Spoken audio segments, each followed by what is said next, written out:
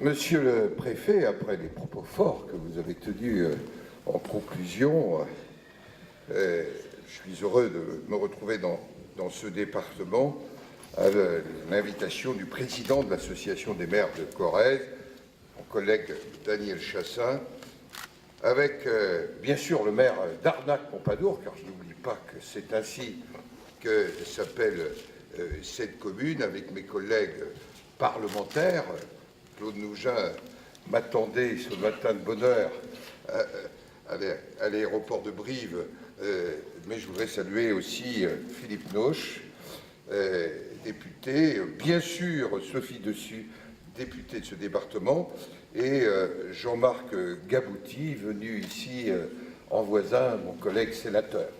Et puis dire à Georges Mouly, qui a été pour moi une référence quand j'arrivais jeune sénateur, puisque j'ai été Benjamin du Sénat avec Jean-Luc Mélenchon. Je le dis toujours à Mélenchon, j'ai plutôt mieux tourné que toi.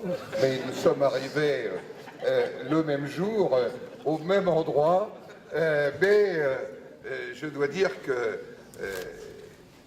la sagesse de Georges Mouly, son indépendance d'esprit, sa fidélité et son engagement ont toujours été pour moi une référence, et nous continuons à échanger de temps en temps ensemble, de sa belle écriture à laquelle il m'envoie des messages. Je voudrais bien sûr saluer le président du conseil départemental et lui souhaiter le meilleur pour la mission qui l'attend, saluer le trésorier national de l'Association des maires de France, notre collègue député maire de Guéret, vous saluer mes chers collègues maires, saluer le vice-président du conseil régional, saluer les élus municipaux, saluer les présidents des compagnies consulaires ou leurs représentants, et saluer aussi, monsieur le préfet l'évoquait, les représentants de ceux qui incarnent ici aussi la fonction régalienne, celle de la sûreté, de la sécurité, dont je rappelle que dans la déclaration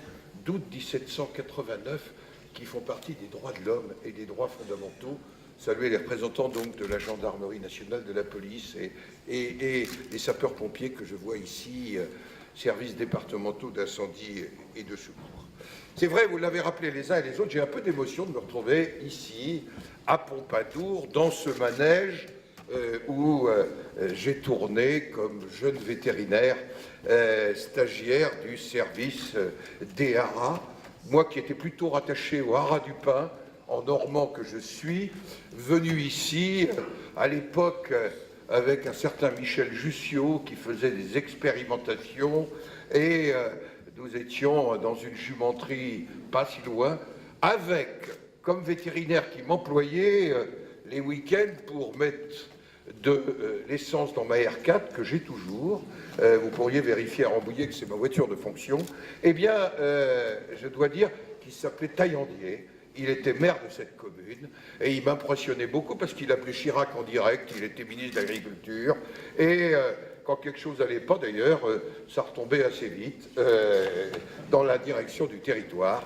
Et je dois dire que, vous voyez le poids que je fais aujourd'hui, j'ai même monté en course sur l'hippodrome de Pompadour. À la différence du champ de course du Pertre, où j'ai un collègue sénateur, je ne me suis pas cassé la gueule ici sur le champ de course de Pompadour, mais j'ai donc des souvenirs forts, et notamment ma première césarienne, qui me fait dire que la race limousine, c'est drôlement résistant, parce qu'avoir résisté à un jeune vétérinaire qui ne savait pas bien faire, eh bien, c'est quand même, après la normande, puisque je suis fils aussi d'éleveur, la meilleure race de vache, eh oui, je vous le dis ici, dans ce département. Mais plus sérieusement, mais vous savez, les racines d'une histoire, monsieur le préfet vient de l'évoquer, c'est un peu comme la nation.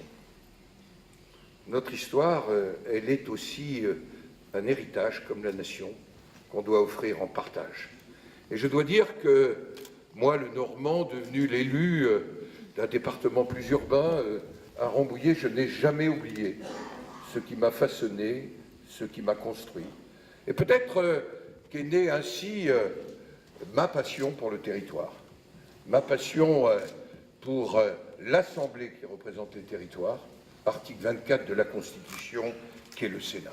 Et quand, le 15 avril, je remettais au président de la République, nous l'avait commandé un rapport, la nation française, un héritage en partage, au fond, je concluais à un moment où nous cherchons, et c'est important, et ça structure nos collectivités, la réponse dans la vie associative, la réponse dans des services nouveaux, et Dieu sait pour le ministre du Travail que j'ai été, pour bien, par exemple, utiliser la journée défense pour détecter des jeunes en grande difficulté. Première expérimentation, j'avais eu, j'allais dire, l'honneur d'en être avec le général patron du service national, l'initiateur, pour détecter parmi ces 150 000 jeunes ceux qui sortaient du système sans même avoir de lecture ou d'écriture compréhensive. Eh bien, je dois le dire, et c'était une de mes conclusions, attention, les 550 000 élus locaux de ce pays sont une espèce de filet qui protège notre pays de la dislocation et du désarroi. Et quand je lis parfois des propos d'éditorialistes très urbains, j'ai envie de leur dire que serait l'état de ce pays après ce que nous avons vécu, notamment au mois de janvier, après ce que nous aurons peut-être encore à vivre et qui doit engager notre responsabilité. Voilà pourquoi je partage ce que disait Monsieur le Préfet. Voilà pourquoi il faut aussi que nous mesurions l'état de tension des forces de sécurité dans ce pays, qui depuis le mois de janvier donne plus qu'il n'est normal de donner. Et j'en sais quelque chose pour des raisons, j'allais dire y compris de décision du ministre de l'Intérieur pour les sécurités personnelles d'un certain nombre, dont moi-même. Je voudrais en profiter pour vous dire, mes chers collègues, que vous êtes vraiment ce filet. Et que, pour moi, ce n'est pas simplement un propos de président du Sénat qui voudrait faire un effet d'estrade en disant « vous êtes les meilleurs, les maires ». J'ai été un des vôtres pendant 31 ans. Mais la structure de notre pays, la cellule de base de la démocratie, la cellule de base de la cohésion. Vous savez, la cohésion, c'est une addition de cellules. Le biologiste que je suis en sait quelque chose. Eh bien, c'est quand même les près de 37 000 communes de notre pays. Et ça n'est pas ringard. Au contraire, nous qui sommes élus au suffrage universel indirect, nous voyons bien que nous puisons aussi cette légitimité de ces élus qui représentent les citoyens. Il n'y a pas de concurrence de légitimité entre les élus du suffrage universel direct, qui sont les élus des citoyens, et les élus du territoire que nous sommes au Sénat. Alors, cette proximité, ce terrain, il est très divers. J'étais il y a peu dans le Loiret, à l'Assemblée des maires, je serai dans le territoire de Belfort la semaine prochaine, puis avec les communes forestières, puis un peu partout, semaine après semaine, et c'est souvent des moments de rencontre avec nos collègues, des moments d'écoute. Voilà pourquoi j'essaie de ne pas arriver, de repartir aussitôt. J'essaie de partager aussi les difficultés d'un territoire, monsieur le maire de Pompadour, et notamment je sais que vous voulez m'entretenir d'un territoire que j'ai vu naître, en quelque sorte, se développer, et on voit bien que quand les choses vont mal, quand il y a des difficultés, c'est souvent la commune qui est en première ligne. Et je voudrais prendre un autre exemple qui va vous sembler très loin de la Corrèze. Et chez un de mes collègues socialistes de mon département, pour lequel j'ai une affection, et pourtant je l'ai battu aux élections il y a bien longtemps, il y a 32 ans. Qu'est-ce qui s'est retrouvé après l'assassinat de Moussa à Trappes, sur le devant, et seul, le maire de Trappes, Malandin, et le préfet du département. Au fond, quand tout va mal, quand il y a un drame, eh ben, il y avait un maire et un préfet. Et ça montre cette proximité essentielle et ce caractère si particulier que nous avons, nous les maires. Permettez-moi, même si j'ai pris la décision de me consacrer totalement au Sénat, de me sentir, après 31 ans, complètement maire. En effet, le maire, c'est la proximité. Pour reprendre une formule de mes collègues, nous sommes à portée d'engueulade. Et oui, nous sommes à portée d'engueulade. C'est-à-dire que les citoyens, quand ils ont des angoisses, des inquiétudes, quand ils ne comprennent pas, vers lequel se tournent-ils si ce n'est le maire et leurs collègues du conseil municipal? Ça n'a rien de désagréable pour les conseillers départementaux ou les conseillers régionaux. Mais c'est ainsi, notamment à un moment où un certain nombre d'autres corps intermédiaires, monsieur le préfet, se sont un peu effacés pour des raisons d'évolution de notre société. Alors, monsieur le président de l'Association des maires de Corrèze, vous avez abordé un certain nombre de sujets très concrets.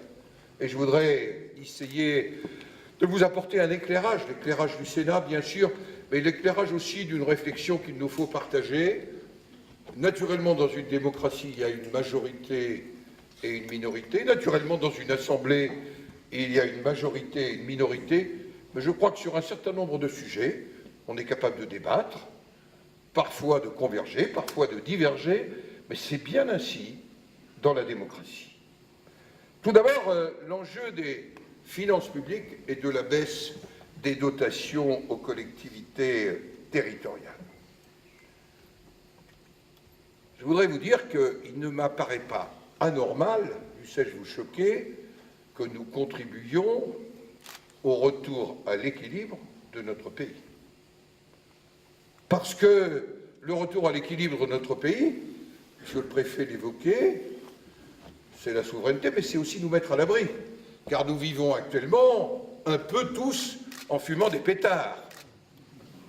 Un rapport euro-dollar qui nous est extrêmement favorable, des taux d'intérêt qui sont extrêmement bas, et nous vivons aussi dans une réalité d'un prix de l'énergie qui peut être bouleversé par des événements. Nous vivons face à un Orient, sujet que j'aborde en d'autres lieux, mais à une Europe orientale dont nous ne savons pas dans les mois à venir quelles seront les conséquences.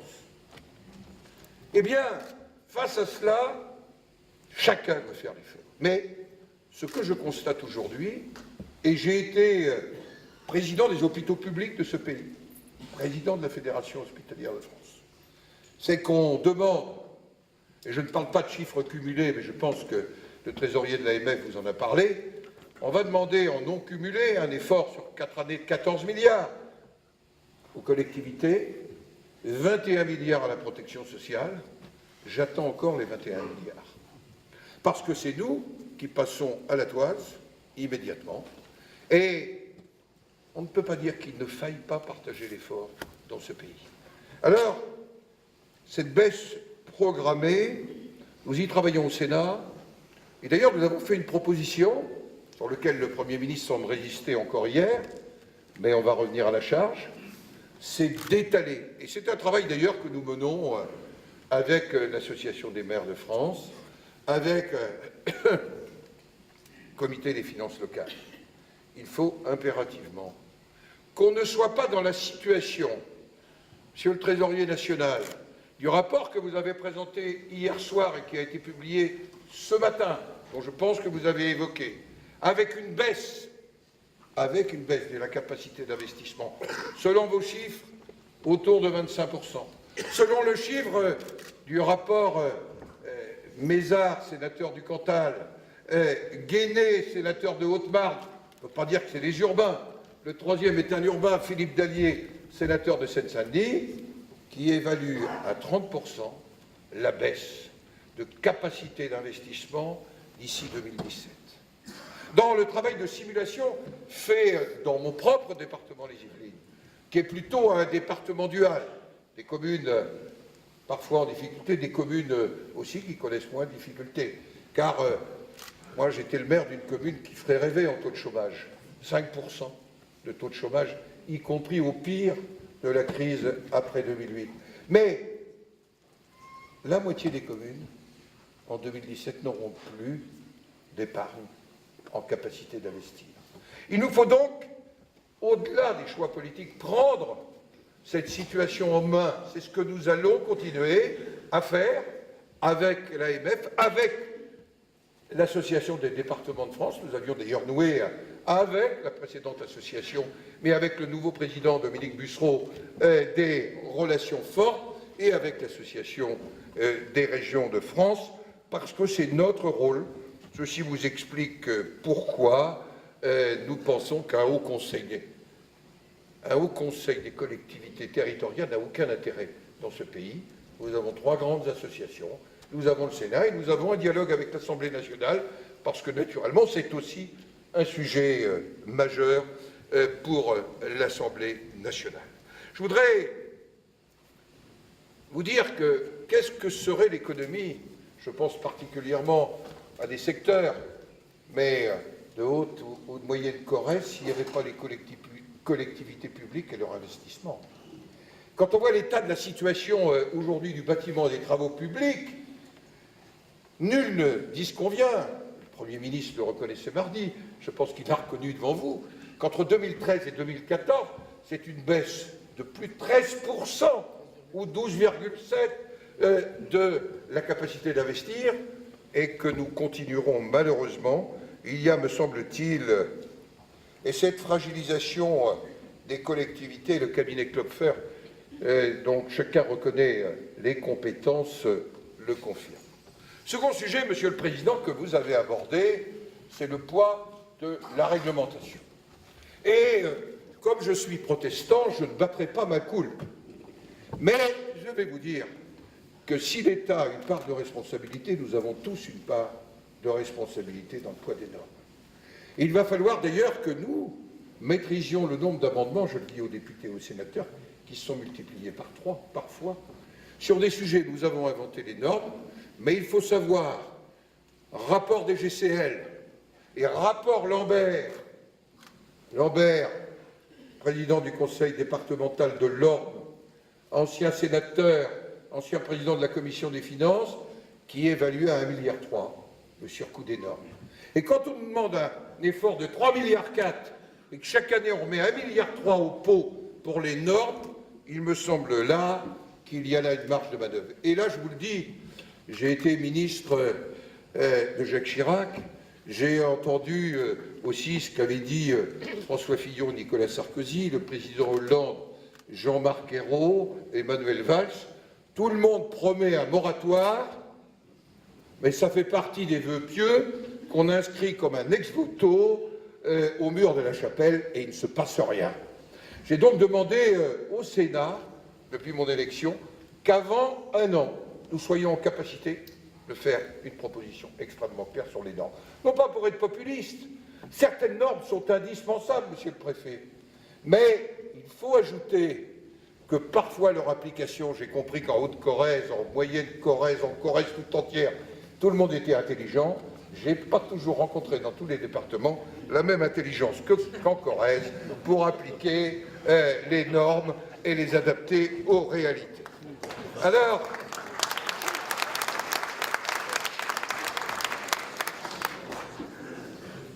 je voudrais revenir maintenant, si vous le voulez bien, à d'autres aspects, mais quand même évoqués contre normes, revalorisation de la catégorie C.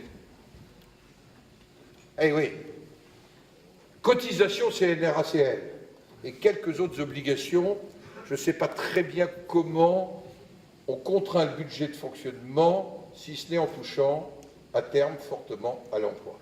Et il va falloir aussi que sur ce point, nous échangions.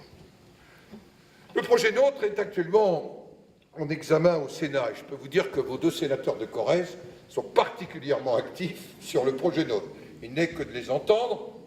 Pour la réunion de groupe, je vais tous les mardis, pour savoir que, pour eux, le territoire, la ruralité, la réalité communale, et je ne dis pas ça pour le faire plaisir, parce que je vois bien où ils sont installés, là, dans l'hémicycle Médicis, et nous les entendons parfois rappeler aux urbains, aux métropolitains que nous sommes, qu'il y a une France que Christophe Guilly, le géographe, a appelée la France périphérique, que j'ai appelée dans mon rapport au président de la République la France d'à côté, qui n'est d'ailleurs pas fait que de hyper-ruralité, qui n'est pas fait que de ruralité, qui est faite aussi de petites villes-centres, de bourgs, qui ont le sentiment d'être abandonnés, méprisés, de ne pas être entendus. Et il faut savoir quand même, pour reprendre une formule qui m'était donnée à Hesdin par un de nos collègues dans le Pas-de-Calais, Un territoire, il faut qu'on se dise les choses, on a voté à plus de 35%, voire 40% pour des populistes. Et qui me disait en m'interpellant, mais Monsieur le Président, vous faites que des lois urbaines. Vous faites que des lois avec des lunettes de la ville. Comme si le seul succès de demain, ce serait quelques grandes métropoles et quelques régions puissantes. C'était un de nos collègues, et il n'était pas dans le même choix politique que moi, dans le Tarn, bien avant Sivens, qui m'avait dit, bien avant Sivens, qui m'avait dit, je suis très inquiet. Il était conseiller général de Carmaux, vous voyez, tout un symbole. Conseiller général de Carmaux. Eh bien, qui me disait, je sens le désarroi, et derrière le désarroi, il y a la colère. Alors, dans la loi NOTRe, le Sénat, après une remise en perspective que j'ai demandée au président de la République, dans la visite que je lui ai faite le 3 octobre dernier, 2 jours après mon élection, de remettre en perspective la réforme territoriale. Je reprends une formule du même Jacques Mézard, qui disait « Le gouvernement ne doit pas oublier que la ligne droite est le meilleur chemin pour aller d'un point à un autre ». Eh bien, je crois que sur cet aspect des choses, nous avons beaucoup oscillé, et je suis dans ce département volontairement courtois, respectueux, parce que je suis très attaché aux valeurs de la République. Et regardez la clause de compétence générale. Nous l'avions fait disparaître en 2010, gouvernement Fillon. On nous l'a fait réapparaître en décembre 2013 pour qu'on la fasse disparaître enfin en décembre 2014. Je crois que les élus, et c'est un point de divergence que je peux avoir, y compris avec certains de mes alliés politiques, en ont marre de se réunir, monsieur le préfet, il vous aime sans doute beaucoup, pour la 4e fois, 5e fois en 5 ans, pour modifier les périmètres, eh oui, des schémas départementaux de coopération intercommunale. Et c'est une réalité. Je suis dans un département, moi en plus, impacté par la loi métropole. Ça va être la 6e changement. Comment voulez-vous que des présidents d'interco envisagent d'investir, d'engager, notamment loi chevènement que j'ai votée, et j'étais alors dans l'opposition, j'ai voté la loi chevènement. Fondamental de la loi chevènement, c'était le développement économique, c'est ce qu'on mettait en commun. Développement de l'emploi et partage de la recette. C'était ça, fondamental de la loi chevènement. Eh bien, aujourd'hui, il faudra que derrière la loi NOTRe, sur un certain nombre de nos sujets, même si par pragmatisme, il faudra en revoir, nous donnions le temps aux élus de souffler et de faire leur tâche d'élus. Sur l'avenir des conseils départementaux, chacun a bien en mémoire que l'année 2014 les vit disparaître, réapparaître, puis être dévitalisé. Et j'ai une formule qui me fait plaisir, je vous la répète, parce que ma femme est chirurgien dentiste. J'avais dit à André Valigny, qui avait dit un jour, il faut dévitaliser le département. Je lui avais dit, André, un excellent sénateur, on voit bien que ta femme n'est pas dentiste, parce que quand on dévitalise, on couronne toujours. Eh bien, je crois que la meilleure des réponses, c'est le couronnement que nous allons apporter à la structure départementale. Alors, mes chers collègues, je crois qu'il faut impérativement qu'on y voit clair. Sur le Sénat, Monsieur le Président, vous avez évoqué la notion de volontariat. J'y reviendrai dans un instant. Le Sénat sera totalement ferme et j'espère que nous aurons une commission mixte paritaire, je le dis clairement, positive, parce que mon attitude est plutôt une attitude d'opposition constructive. Mais je vous le dis, s'il est question de l'élection au suffrage universel des élus communautaires, ce sera non. Ce sera un non absolu, le non d'Antigone. Je vous le dis. Et je l'ai redit au Premier ministre mardi dernier. Sur la question, Monsieur le Président, et pardonnez-moi peut-être d'entrer, mais c'est la vie concrète, parce que j'ai aussi présidé des syndicats d'assainissement. Sur les syndicats d'eau et d'assainissement, c'est pour nous une compétence qui doit être optionnelle. car vous le savez bien que les contours d'un bassin versant ne coïncident pas naturellement avec l'arrêté préfectoral qui ne peut pas changer les natures des limites physiques ou altimétriques. C'est quand même des réalités parfois qu'on a du mal à faire comprendre, en tous les cas à la capitale, même qui ne comprennent pas ce qui se passe à 50 km de la capitale à Rambouillet, pour savoir que nous sommes sur des bassins versants variables. Donc, cette commune, repère institutionnel, c'est quelque chose de tout à fait important. J'évoquais la France d'à côté. Je voudrais maintenant en venir à l'équilibre entre département et région. Monsieur le Président du Conseil départemental, vous voyez que je m'y mets assez vite, moi, à cette nouvelle terminologie.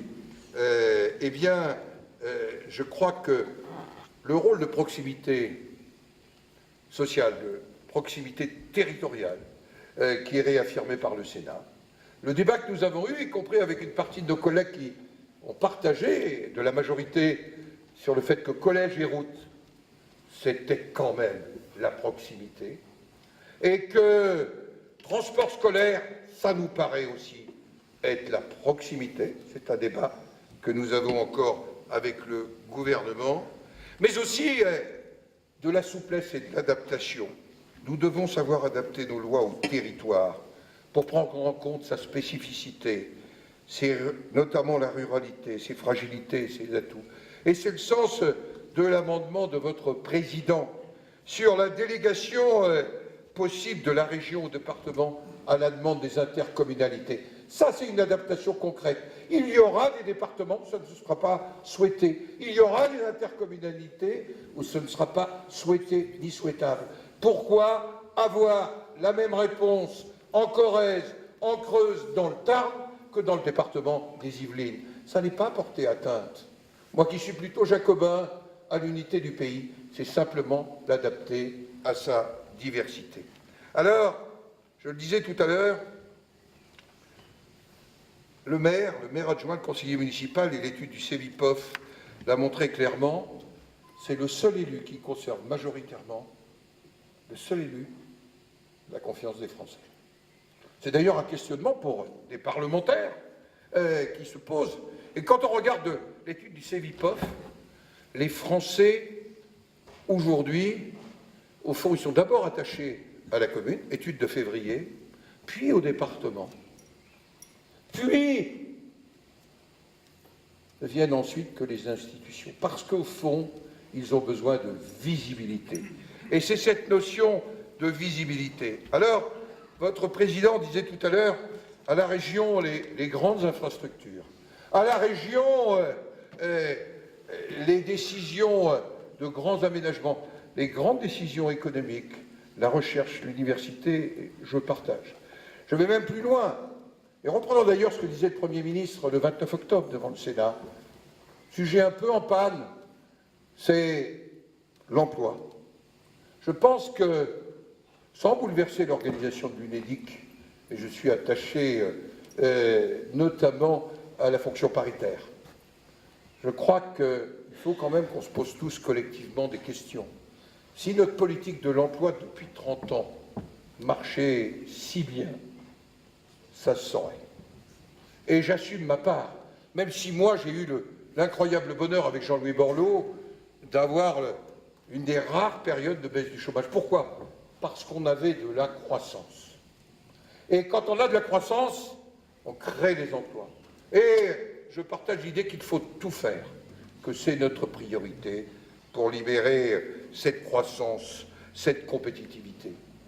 Et ça doit être notre priorité. Voilà pourquoi les collectivités territoriales vont jouer un rôle extrêmement important. Bien sûr, communes et communautés, mais aussi départements et régions, dans cet indispensable retour à la croissance de notre pays. Alors, Monsieur le Président, vous avez évoqué les dotations. On va continuer à travailler, à négocier, et je ne doute pas de la sensibilité de tous nos collègues à ce sujet. En tous les cas, pour votre président, M. Chassaing, pour notre ami Claude Nougin, on va travailler sur le projet de loi de finances avec des propositions concrètes, sans dégrader le solde global du budget, parce que nous devons partager cette démarche-là. Nous allons, d'ici, je le pense, 6 mois, faire des propositions fortes en matière de normes.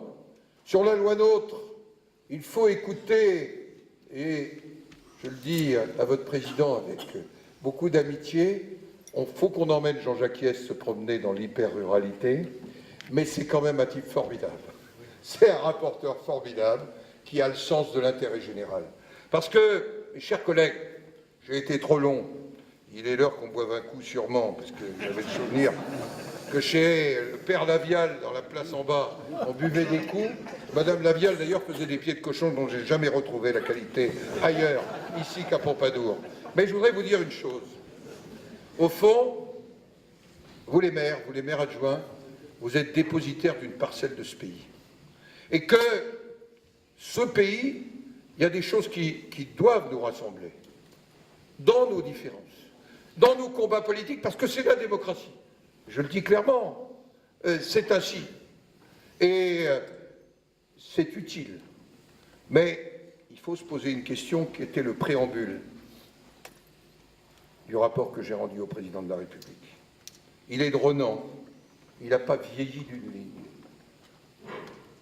L'existence d'une nation est un plébiscite de tous les jours, comme l'existence d'un individu est une affirmation perpétuelle de la vie. Alors, vive la Commune, vive la République!